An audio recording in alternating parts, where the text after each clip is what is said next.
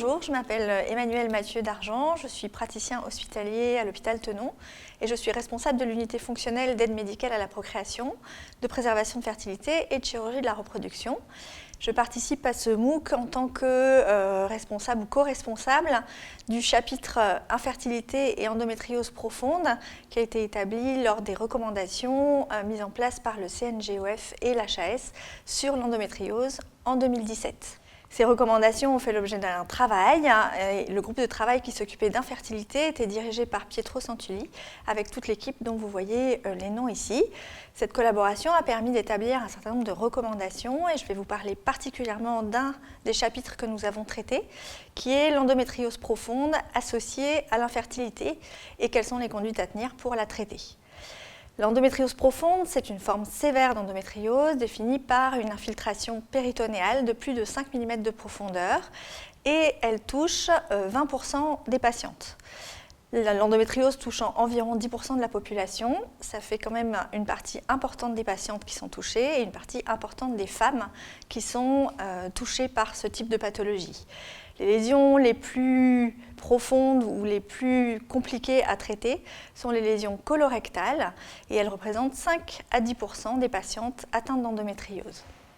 Les recommandations en cas de symptomatologie douloureuse prédominante et donc pas d'infertilité, avec échec du traitement antalgique et ou du traitement hormonal bien conduit, sont de pratiquer un traitement chirurgical à la fois pour améliorer la qualité de vie et pour soulager la douleur, malgré les risques de complications et d'effets secondaires qui sont bien connus. Ces recommandations ont été écrites par Lechereux en 2014, confirmées en 2016, puis par les recommandations anglaises en 2016 également, et enfin par notre groupe, le CNGOF, en 2017. Pour la prise en charge de l'association infertilité et endométriose profonde, nous avons deux alternatives thérapeutiques, soit la chirurgie des lésions, soit l'aide médicale à la procréation, ou alors l'association des deux.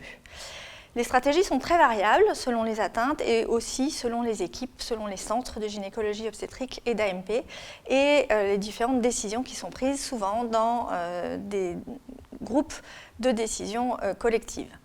En cas d'échec du traitement médical symptomatique ou hormonal, Lechereux recommande actuellement la résection des lésions d'endométriose profonde pour améliorer la qualité de vie, soulager la douleur et potentiellement améliorer la fertilité. En cas d'infertilité, associée ou non à une symptomatologie douloureuse, il n'existe pas de recommandation internationale indiquant une stratégie préférentielle. Il n'y a pas d'argument de niveau preuve suffisant dans la littérature médicale, ce que je vais vous montrer maintenant. Les questions qui vont se poser vont être les suivantes. Comment définir des critères qui permettraient d'orienter vers l'aide médicale à la procréation ou vers la chirurgie en première intention? Et comment intégrer bien sûr dans la décision les autres paramètres de fertilité, que ce soit la réserve ovarienne, les lésions tubaires associées ou les lésions et pathologies masculines. Dans cette prise en charge thérapeutique, l'analyse de la littérature est difficile et c'est la raison pour laquelle il n'y a pas de consensus et des recommandations sont difficiles à établir. Il y a plein de raisons pour lesquelles l'analyse de la littérature est délicate. D'abord, ce sont essentiellement des études rétrospectives qui sont peu nombreuses, dans lesquelles les indications de chirurgie sont rarement bien clairement précisées. La réalité de l'infertilité n'est pas toujours très claire. Quelquefois, il s'agit de prise en charge thérapeutique avant même un essai de grossesse. Les classifications de l'endométriose sont très hétérogènes. Les techniques chirurgicales sont très variées. Et les résultats en infertilité sont hétérogènes également, puisqu'ils sont exprimés soit en taux de grossesse, soit en taux de naissance. Et la synthèse de tous ces documents, de toutes ces données est compliquée à faire.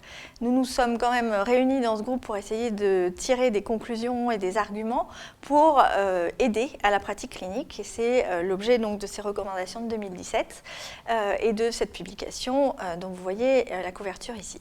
Alors, les questions qui vont se poser vont être quelles sont les performances des différentes stratégies, l'abstention thérapeutique, la chirurgie première, la FIV première ou l'association FIV-chirurgie, et quels seront les arguments pour proposer une stratégie ou l'autre. L'abstention thérapeutique, la question est faut-il attendre? Peut-on se permettre d'attendre en cas d'infertilité profonde ou d'infertilité associée à une endométriose profonde? Plusieurs études ont étudié la possibilité d'attendre. Les délais d'attente étaient différents selon les études. Dans tous les cas, les taux de grossesse spontanés obtenus varient entre 8 et 13% à peu près, avec en moyenne un taux de grossesse spontanée de l'ordre de 10% dans des délais qui peuvent être de plusieurs années. Dans ce contexte, il paraît déraisonnable de proposer l'abstention thérapeutique comme solution thérapeutique à cette association infertilité-endométriose profonde. Faut-il proposer une FIV ICSI en première intention? Les taux de grossesse en fécondation in vitro en cas d'endométriose profonde avec des lésions in situ ne sont pas différents des taux de grossesse par FIV dans les autres indications d'AMP. Ça avait été montré par notre équipe en 2010 et ça a été remontré par l'équipe de Kawas en 2015 qui avait fait une grosse étude américaine. Les taux de grossesse sont à peu près équivalents, donc il n'y a pas de désavantage pour l'instant et pour ce qui est connu à faire de la fécondation in vitro en cas de lésion endométriosique profonde. Les taux de grossesse obtenus en AMP varient dans la littérature.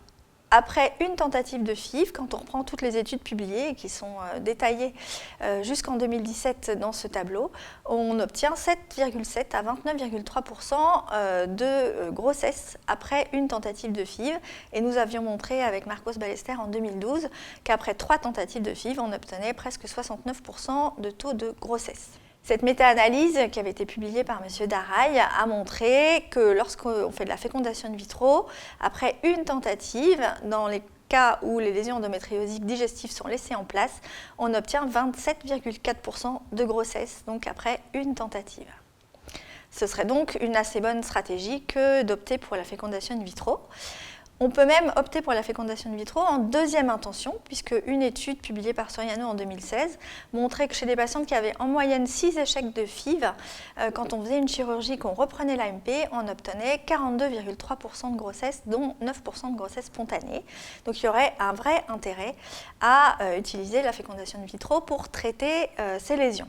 Les risques de la FIV en cas d'endométriose profonde, qui font souvent craindre le recours à ces thérapeutiques, sont en fait assez peu importants. La dernière étude qui a été publiée récemment par l'équipe de Versellini sur 84 patientes atteintes d'infertilité profonde confirmées à l'échographie montrait qu'après 3 à 6 mois après un échec de FIV, les douleurs, les dyspareunies, les dysménorrhées ne sont pas augmentées. Vous voyez dans le tableau à droite que tous les indices, les petits p, sont tous inférieurs à la significativité. Par ailleurs, les taux de complications de la fécondation in vitro sont faibles et ils varient entre 1,2 et 1,7% selon qu'on prend les patientes qui ont une endométriose visible à l'échographie juste avant la FIV ou qui n'est pas visible. Faut-il faire de la chirurgie de première intention? C'est l'autre versant des possibilités. Quand on regarde l'ensemble des publications, on voit qu'après chirurgie des lésions profondes d'endométriose, mais sans atteinte colorectale, les taux de grossesse retrouvés, obtenus spontanément et après AMP post-chirurgie, varient de 40 à 85%. En revanche, quand on fait une chirurgie des lésions d'endométriose rectale, on a ensuite des taux de grossesse spontanés et en AMP entre 47 et 59%, avec au total, dans ces cas de chirurgie de l'endométriose profonde, des taux de grossesse spontanés post-chirurgie de 27 à 41%. Et donc, ces taux semblent un peu meilleurs que ceux qu'on a en fécondation in vitro première. Faut-il préférer la chirurgie pour augmenter les chances de grossesse spontanée? Les équipes sont très partagées. D'autant qu'il faut introduire dans la discussion la notion des complications de la chirurgie d'endométriose profonde. Cette étude qui a été publiée en 2017 posait 2 questions. La première, c'est la chirurgie des lésions d'endométriose digestive pourrait-elle améliorer les taux de grossesse spontanée? Et la chirurgie pourrait-elle améliorer les résultats de la fécondation in vitro?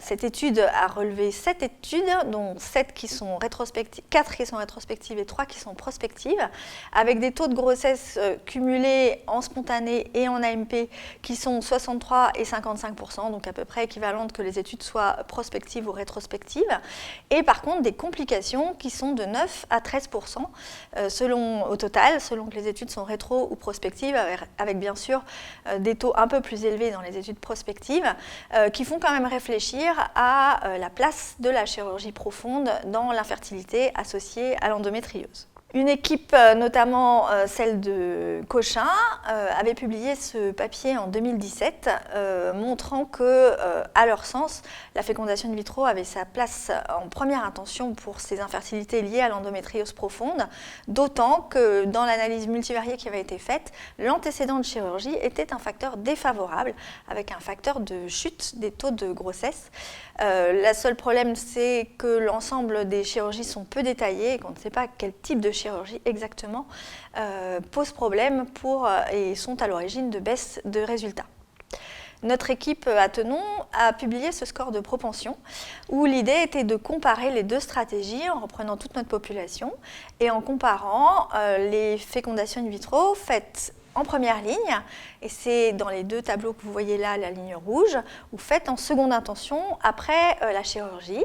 Et vous voyez qu'après la chirurgie, en seconde intention, on a des taux de grossesse cumulés après 1, 2 et 3 cycles qui restent supérieurs dans la stratégie chirurgie puis fécondation in vitro. Ces études sont toutes critiquables parce qu'elles sont rétrospectives, elles traitent de patientes différentes et on est dans les écueils que je vous présentais au début de ma présentation avec des populations différentes et non comparables. Ce score de propension avait quand même mis en évidence des éléments intéressants qui étaient les éléments de mauvais pronostic. Je vous ai parlé au début des critères de décision qui pourraient prévaloir. Clairement, les facteurs de mauvais pronostic dans cette étude où on compare la première ligne chirurgicale ou la deuxième ligne FIV après la chirurgie seraient l'âge supérieur à 35 ans et l'AMH inférieur à 2 nanogrammes par ml. L'adénomiose semble aussi être un facteur de mauvais pronostic.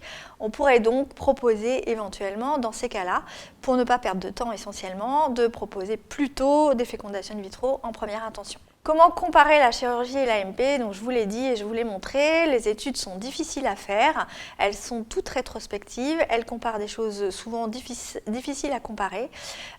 Et donc clairement, on aboutit à des niveaux de preuve moyens quand on regarde les études qui montrent qu'il y a l'intérêt d'une chirurgie dans les endométrioses douloureuses non soulagées par les traitements médicaux et que l'absence de bénéfice évident de la chirurgie sur les chances de grossesse en AMP doit être mis en balance avec le risque de complications post-opératoires de la chirurgie. Il existe actuellement un essai qui est en cours, qui est un PHRC, qui a été géré par le professeur Pierre Collinet au CHRU de Lille et auquel nous participons, dont le but est de randomiser une prise en charge première, soit en chirurgie, soit en AMP. Cette étude est en cours et inclut progressivement des patientes et nous espérons bien avoir des informations complémentaires sur l'intérêt de l'une ou l'autre stratégie en fonction des populations. Voici un arbre décisionnel qui a été mis en place par un groupe de travail de la PHP en 2018 et qui tentait de favoriser ou de faciliter la prise de décision entre chirurgie et AMP selon les cas dans l'endométriose ovarienne et ou profonde associée à une infertilité. Le bilan complet d'infertilité doit bien sûr être fait et doit comprendre un spermogramme, des paramètres de réserve ovarienne, c'est-à-dire essentiellement l'âge, l'AMH et le CFA. Il doit comprendre bien sûr une évaluation des trompes et une évaluation de la douleur. La décision peut être prise en RCP. Et il nous a semblé intéressant de séparer deux groupes. Un premier groupe qui était un groupe où s'associait à l'endométriose profonde toute autre cause d'infertilité, qu'elle soit masculine, tubaire, ou que ce soit une altération des paramètres de réserve ovarienne, et les patientes de plus de 35 ans. Dans ces cas-là, il nous a paru clair qu'il était préférable de proposer en première intention une fécondation in vitro avec une ICSI, à rediscuter en RCP en cas d'échec pour discuter éventuellement l'intérêt d'associer une chirurgie, cette fois-ci en deuxième intention. Dans l'autre groupe, le groupe dans lequel le bilan d'infertilité est normal chez des patientes qui sont jeunes, inférieures à 35 ans, on a séparé deux cas. Le cas où l'endométriose est asymptomatique ou bien contrôlée par les traitements médicaux. Et là, il nous a semblé évident qu'il était nécessaire de proposer en première intention une fécondation in vitro avec ICSI.